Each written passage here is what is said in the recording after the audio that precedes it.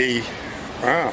So how long have you been over here? How long have you been working? For 4 years now. I was in Florida beforehand, and then I came here. Initially, I came here. It was supposed to be like a temporary position. It was in Pineville, actually, but it became permanent. But then, when they did the budget cuts a year or so ago, some of those positions went away. Oh, I'm sorry to hear that. But where precisely is it that you do? It was this. It's called the Joint Operations Center, and it's basically like the military version of the Emergency Operating Center. It's like we're like the liaisons between the National Guard and the governor, whenever there's a natural disaster. Oh, and so in case of natural disasters and all? Or just like floods, hurricanes, mostly hurricanes. You are just the perfect person I need to talk to. Why do you say that? Well, because I've had this question going on. I see the question that you posed. Thank you. I just had a conversation with my friend a day ago about that, because he was saying that he feels as though, that they have the ability to create certain weather patterns, and he was saying that he kind of felt as though. And who your friend said, and who is he, and what did he? Where did he get this information? It was just, I guess he was at work, and it was just a regular question that came up, just a regular topic. Does he work for the government also? Mm-mm. Oh, I see. Yeah, you see, that's my question, is because I think he's right. In this instance, and I get all the documentation and stuff that, is factual, which but it ties a lot into what you're doing also. We have weather weapons. Yeah, we have. That's what he was talking about. Like, we do have the capability to affect the weather. And we do. Like storm. So I was asking him. I was like, okay, well, what do you think the catalyst would be to create Harvey? And that's an excellent question, right? So he was saying that he thinks possibly it was to create, because I was thinking like in Houston, a lot of people do flock to Houston because they do have a lot of job opportunities and things out there. So I was like, why do you think that they would do that in Houston? And he was saying basically to create even more jobs. Right? Well, so, yes and no. Go on, I'm sorry. Oh, no. See, I was basically questioning, because I can understand what he was saying in certain areas, but for Houston, to me, Houston is booming. Right. So when it comes to jobs and opportunities and things like that, as opposed to like the cost of living is cheaper than here, and it's cheaper than where I came from. So it's just like, to me, I was just basically questioning to see, what he thought the motive of it was behind it, because... and what do you think the motive would be to... Well, see, that's what I'm saying, because, like I said, I can understand in certain places why you do that, but to me, Houston, that would pose a lot of questions, because, what would be the cause, the reasoning behind... Can I give you my theory? Okay. Obviously, this is not general knowledge that we have weather weapons. Mm-hmm. Although we do have them. Documentation shows it. In 1974, the UN passed the UN Weather Weapons Treaty banning the use of weather weapons because the United States used them in Vietnam. And the world became so yes, go over here in the shade. And the world became so enraged with, with them using those weather weapons, that they passed this weather weapon. So we got them. Right. There it is, documentation. You can go look it up, right? You can get on right now the phone and look up companies that can make it rain. Right. Or snow. Or snow, thank you. So commercial companies can manipulate the weather. So what do you think that militaries and governments might be doing, or even the elites who might be able to go ahead and bet on future markets, create droughts, know that the shortage of food's coming, and then bet on the shortages? Right. Now, why would then they want to destroy Houston? Right. We haven't built an oil refinery in 30 years. Drive the energy prices up because we were on a recovery. Trump had come in and he was very business prone, and business was booming, as you brought up. So in the globalists the ones who want to destroy all nation states, including the one you're from, want to form a one world government. So they must destroy the nation states. When Trump came in with his nationalist program, America First, this put a complete hole in their plans. And with the $4.3 trillion back going into the stock market, with the small business surge that came up, they had to stop this recovery.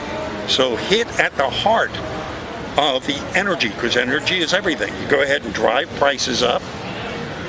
You could probably kill maybe 4 million cows and drive the price of beef up. So you starve the people out. You bring the economy back down. Again, knowing we have the means to stop these storms, or even start them. But I mean, as far as oil refineries go, you have other states in Texas that have way more oil than Houston does, right? But we have very few refineries. That's the deal. We haven't built one in 30 years. But what I'm saying is, as far as oil refineries go, you have other places outside of Houston that have more oil refineries than Houston does in and of itself, right? That's one. Two, you have to take into consideration that oil is a limited resource, and once it's gone, it's gone. And we have been looking for other ways to... If I may, and this again comes right into the program. Okay. Why aren't these weather weapons ever brought up in any global warming, climate change discussions? If we agree that they can manipulate the weather, why then do global warming proponents never argue to use these weather weapons to combat global warming? Can you answer that question for me? Well, possibly because there's a negative effect on using these weapons. So why would, if you're trying to counter... But they don't even bring them up. As I'm saying, they don't even bring up the discussion. They don't even make us aware that they're there.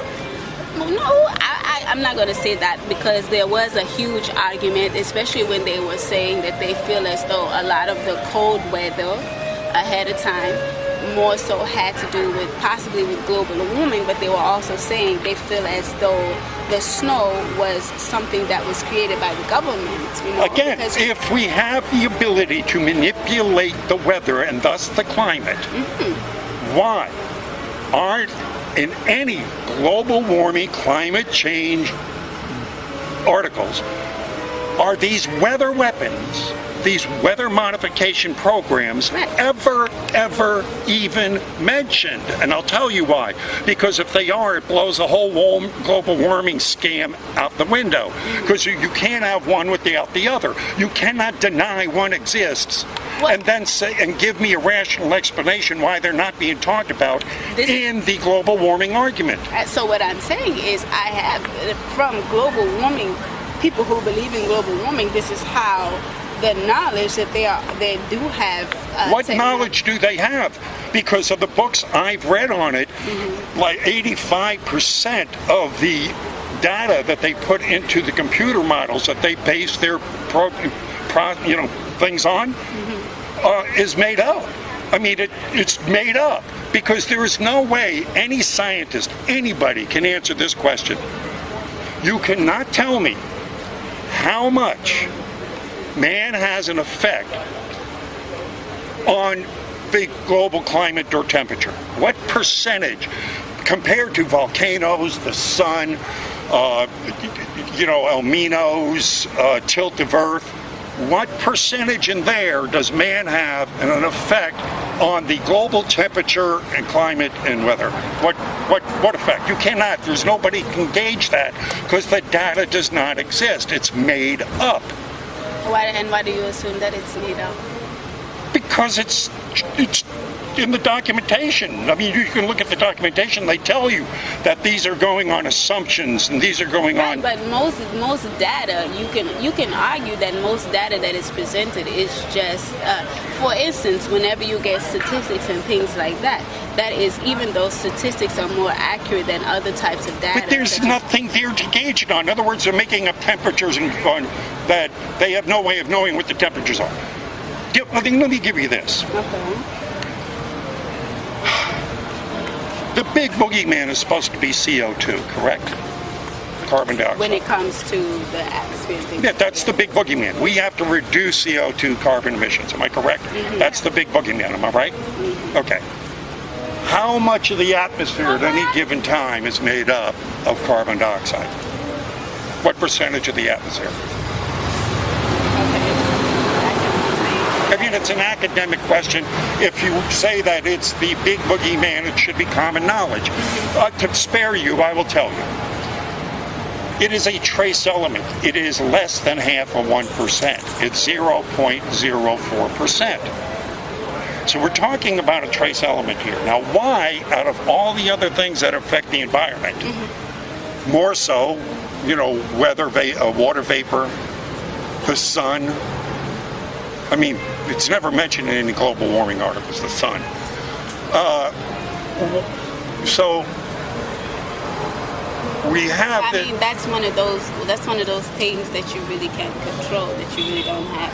Well, that's it. It's never measured. That's what I'm saying. These things are going off assumptions.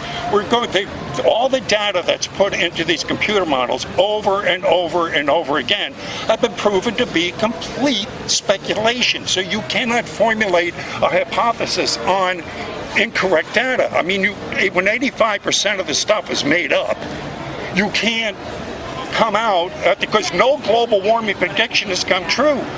And then everything they talk about, every time they say something happened, I mean, we haven't had a hurricane hit in 12 years, and they say, oh, it's global warming.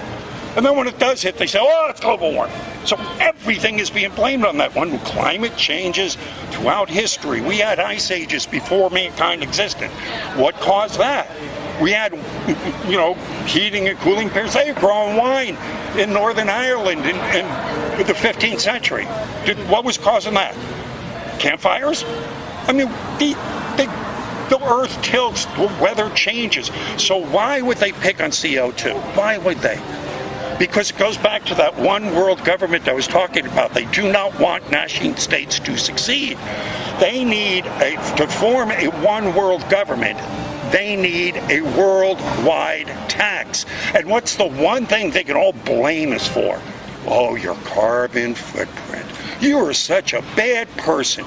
You're going out there and eating meat and driving around a car. And as we fly to these conferences in our Lear jets and go around in our big SUVs telling you can't have air conditioning. But you do have places such as China and things like that that do emit a lot of carbon. They do. Yeah. So why were they excluded from the Paris Accords then? Say again? Why were they excluded from the Paris Accords? You know about the Paris Accord agreement? No, explain. Oh, no. Okay, so wasn't that their choice not to be included in that? It was the U.S., China, and another country that decided. But the point of it being what? But that was because of... No, that we were giving them an exclusion because there were trade deals going on. You had attached to it. I mean, you got to remember, follow the money on this. Donald Trump also decided that he didn't want the U.S. to be included in that either. Remember? Oh, indeed. And we shouldn't be. So that's what I'm saying. There's no way, because what we're doing there is putting another brick in the wall to our enslavement with a one world government. In order to have a one world government, you need a one world tax. You need something you can tax everybody on. So you can tax people on their global footprint and limit them to what they can use. Well, I mean, I have to disagree with that because the reason why I say that is because if that was really the intent of the U.S., you have other countries that try to not have... It's not the intent of the U.S., it's the intent of the globalists. Are you familiar with the Bilderberg Group? Have you ever heard of them? Bilderberg. Mm-mm. Please look them up. It is, please look them up. The Bilderberg Group is the top globalist in the Western world. They meet in secret in different locations around the world once a year. How's it spelled? Bilderberg, just like it sounds. Bilderberg. Bilderberg Group. They meet in secret, surrounded by layers and layers of... Now, they come from all over the Western civilization. Right, in Western nations, the top 120, 100, and to maybe 200, depending on who they invite, well, CEOs can make people that own NBC, CBS, but they never report on it. They're there, but they don't report on it. Representatives of governments go, and they meet. I'm sorry, my ride is ready to go. Wonderful. Well, it was a pleasure talking to you. Yeah, I have to I would come on my own time. I would beg you to go ahead and go ahead and look up in here. Let me give you something. This is a get out of jail free card from Hillary Clinton.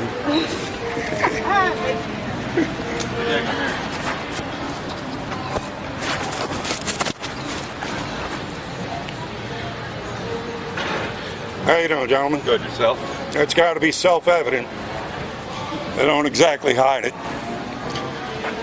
Looks like a military man. Is he a military?